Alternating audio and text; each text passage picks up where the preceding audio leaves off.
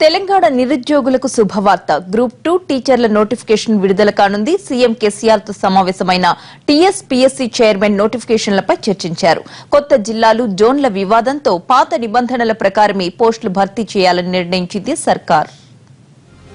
ఉద్యోగ ప్రకటనపై ఎంతో కాలంగా ఎదురుచూస్తున్న నిరుద్యోగులకు తెలంగాణ సర్కార్ తీపి కబురందించింది. తదుపరి నోటిఫికేషన్లకు సీఎం కేసీఆర్ గ్రీన్ సిగ్నల్ ఇచ్చారు. మరో వారం రోజుల్లో గురుకుల టీచర్ల పోస్టులు గ్రూప్ 2 నోటిఫికేషన్ విడుదల కానుంది.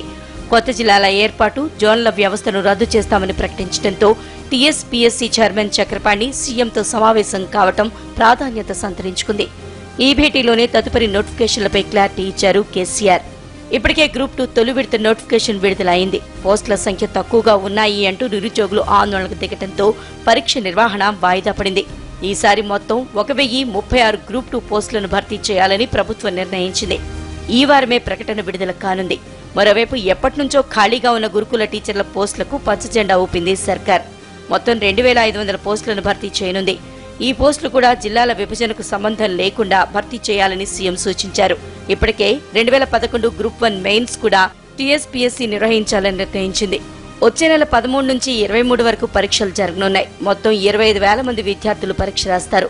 మొత్తంగా తెలంగాణలో కొలువుల జాతర కొనసాగుతోంది. అన్నీ అనుకున్నట్లు జరిగితే సెప్టెంబర్ 5న నోటిఫికేషన్ విడుదల కానుంది.